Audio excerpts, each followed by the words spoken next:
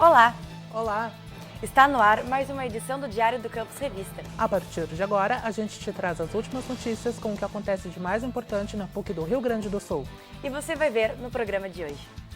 Livros e chimarrão marcam a volta às aulas no Campus Central. Teve até quem uniu a tradicional bebida dos gaúchos ao violão e à boa música. No Diário Digital, Camila Kellerman te leva para fazer um tour pela PUC. São 27 prédios apenas no campus aqui de Porto Alegre.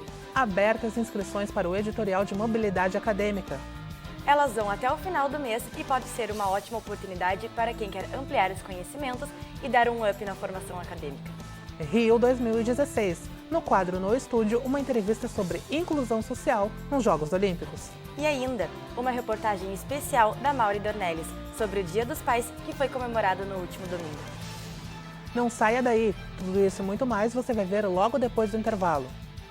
O Diário do Campus Revista volta em um minuto.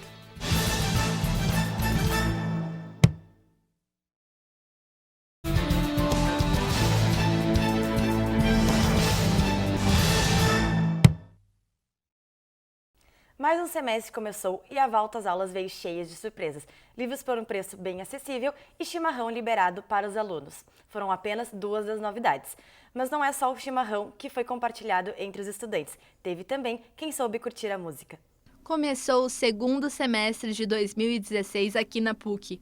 E para dar as boas-vindas a quem está chegando na universidade e a quem está voltando de férias, a PUC está promovendo uma feira com livros de sua editora que estão com 50% de desconto. O objetivo da feira é difundir a marca da editora, aliando a leitura, o incentivo à leitura dos alunos de quem transita pelo campus.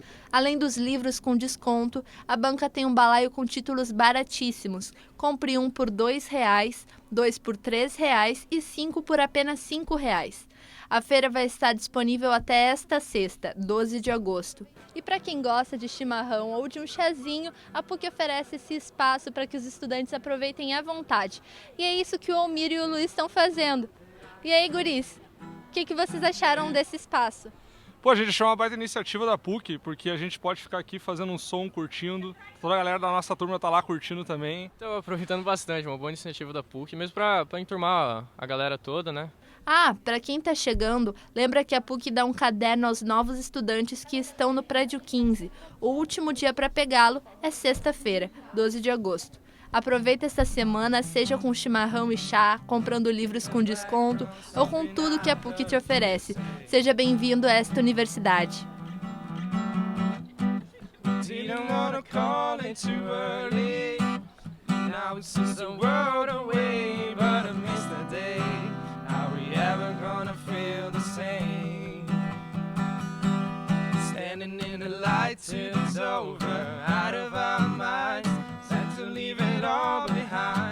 A seguir, no Diário Digital, Camila Kellerman te leva para fazer um tour pela PUC.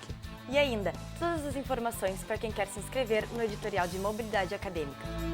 A gente já volta.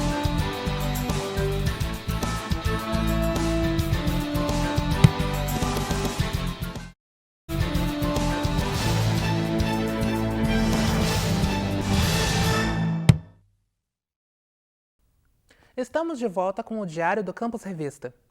Chegou a hora do Diário Digital. Hoje, Camila Kellerman vai te levar para conhecer o campus com apenas um clique. Confere aí.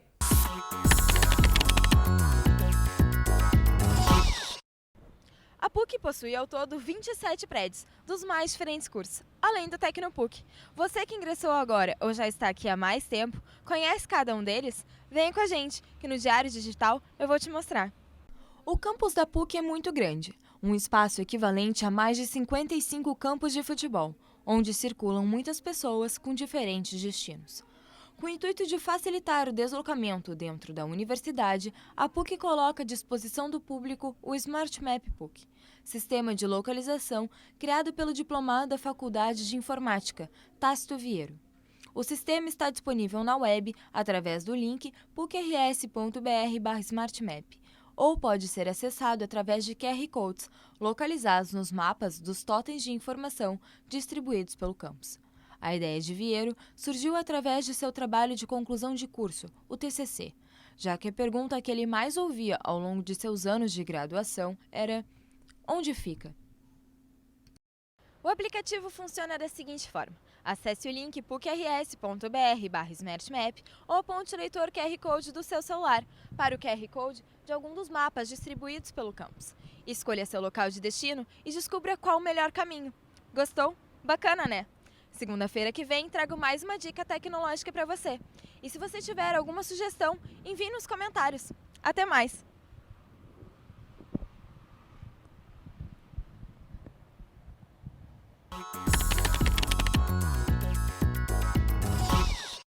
E estão abertas as inscrições para o editorial de mobilidade acadêmica. São mais de 30 instituições que participam com a PUC. O intercâmbio tem duração de 6 meses. É possível se inscrever até o dia 31 de agosto e os documentos para participar dessa seleção devem ser entregues na Coordenadoria de Mobilidade Acadêmica, que fica na sala 101 do prédio 15 da PUC. Depois do intervalo, tem uma reportagem especial da Mauri Dornelles em homenagem ao Dia dos Pais. E ainda hoje, a gente vê o quadro No Estúdio, uma entrevista sobre inclusão social nos Jogos Olímpicos. Não saia daí, a gente já volta.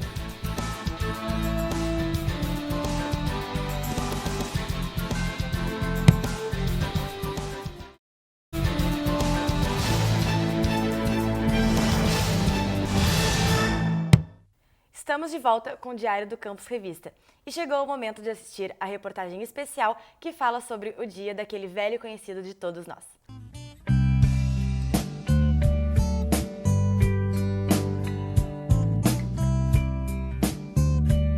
O segundo domingo de agosto reserva uma data muito especial todos os anos, o Dia dos Pais.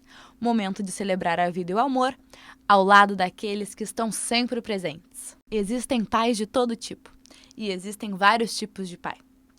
Existem também pais e filhos que são colegas de profissão. Mas a gente se dá muito bem, ele me ajuda em tudo que eu preciso, ele conversa comigo, eu divido as minhas coisas com ele divide comigo. Sobre coisas da faculdade também não, ele compartilha os casos dele, sabe? A gente tenta se ajudar. A gente mantém esse relacionamento praticamente o mesmo, né? Claro que dentro da faculdade é um pouco de reserva, porque é cada um para o seu elevador, nós temos elevador dos professores, os alunos com os deles, então a gente tem um pouco assim de recato de não ficar assim ostentando muito a relação pai e filha, principalmente nesse aspecto. Mas em relação ao mais, dentro da faculdade, eu trataria ela como eu trato um aluno da mesma maneira também. Eu acho que a meta, assim, o exemplo a ser seguido é que um dia eu quero ser tão bom quanto ele, assim. Porque eu já considerava ele um baita médico, mas eu não estava na área da medicina antes, né?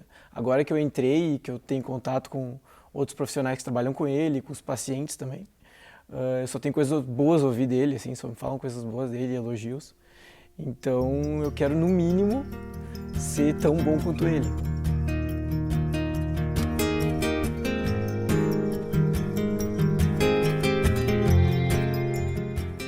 Amor, carinho, respeito, amizade e companheirismo são palavras que estão sempre presentes na relação de pai e filho. E qual é a coisa que o papai mais gosta de fazer? Ficar com a gente e aprender a jogar videogame. De todas as maneiras que podem ser construídas uma relação de pais com seus filhos, o amor é sempre o principal alicerce. Desde que eu me conheço por gente, eu sempre quis ser pai, né? Sempre tive muita vontade. Mas sempre pensei muito em tentar organizar as coisas para que tudo fosse tranquilo, assim, né? Então eu acabei sendo pai um pouco tarde, mas eu acho que foi na hora certa. Eu acho que tudo, na verdade, acontece na hora certa, né? Então mudou completamente, na verdade. Eu sempre imaginei uma coisa e foi muito mais do que eu imaginava. Foi uma coisa de... Todo mundo sempre dizia, não, na hora que tu veres ele pela primeira vez, tu vai ver que tudo muda. Eu disse, não pode ser assim tudo. Eu acho que é um processo, né? Não tem nada de processo. É uma mudança, é uma ruptura de uma vida de uma forma abrupta, assim. Ela simplesmente é como virar uma chave, sabe? Vira a chave e muda completamente. E aí é um sentimento que não tem como descrever de outra maneira, porque ele não é... Tudo tu constrói com alguém, né? Tu constrói um sentimento pelo lugar que tu vives, as pessoas que tu convives, tu vais conhecendo. Até a relação com o teu pai e com a tua mãe é uma construção. Com o teu filho, não. Com os teus filhos, não. É de uma hora para outra, é do nada pro tudo, como virar uma chave, assim. E aí é um amor incondicional, né? Keep this love in its photograph.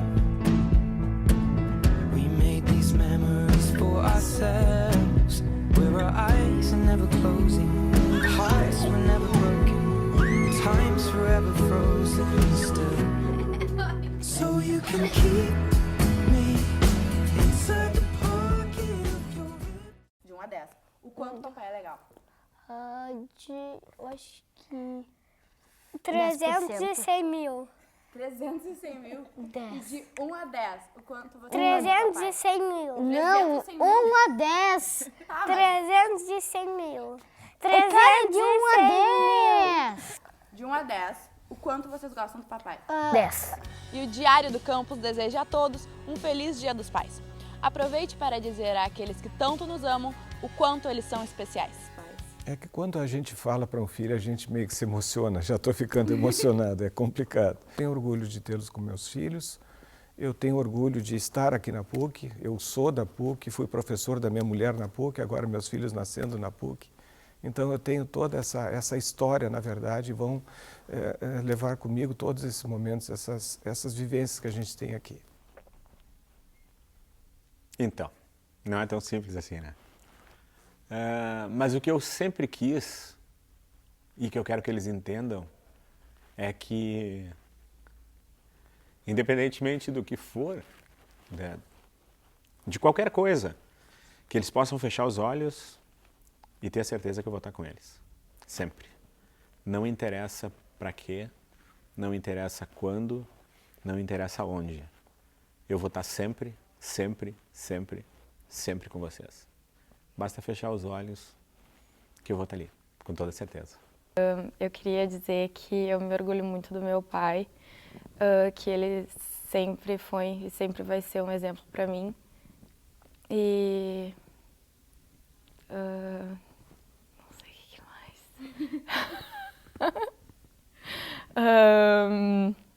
Não sei. Ele que eu acho ele uma pessoa maravilhosa comigo, a forma como ele trata os alunos dele com tanta paixão, com tanto empenho, tanto os alunos como a faculdade em si, como o trabalho, os clientes, a família. Então, é um exemplo de vida profissional e pessoal que eu quero seguir. Mas que eu admiro muito ele, que sem dúvida ele tem uma baita influência na minha vida pessoal, obviamente, mas profissional também. E que eu amo muito ele e um feliz Dia dos Pais. O Pablo é uma pessoa que tem um carinho, né, pelas outras pessoas, e ele tem um espírito de doação muito particular, né, que é certamente muito maior do que o meu. Né? E nesse sentido, uma coisa que ele não me ensinou, ele continua me ensinando no dia a dia. Que dia vai ser domingo? Dia dos Pais. Dia dos Pais, né? O que a gente faz no Dia dos Pais? A gente dá presente para os nossos pais. E também tem um segredo. Avô é 2 vezes pai. Avô é 2 vezes pai? Sim, pai do nosso pai e o nosso e também dá pra gente dar presente, né? Porque ele também é o pai, né? Feliz Dia dos Pais, pai. Eu te amo. Não tô ouvindo? Eu te amo. Ai, a câmera não tá pegando. Fala mais. Eu te amo! Pai, um grande beijo, eu tenho muito orgulho de ti. E também um beijo pro meu marido, que é pai da Lana, primeiro Dia dos Pais dele. Pai, eu queria te desejar um ótimo Dia dos Pais.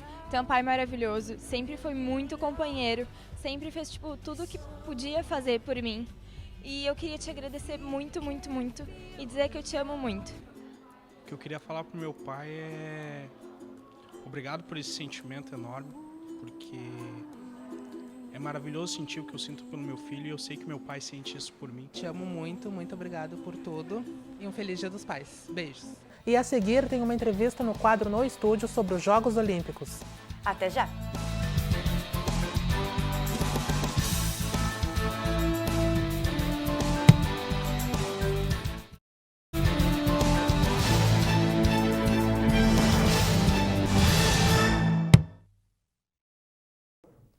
Estamos de volta com o Diário do Campus Revista. Tá na hora de assistir ao quadro No Estúdio. Na semana passada, eu preparei uma entrevista sobre inclusão social nos Jogos Olímpicos e a gente assiste agora.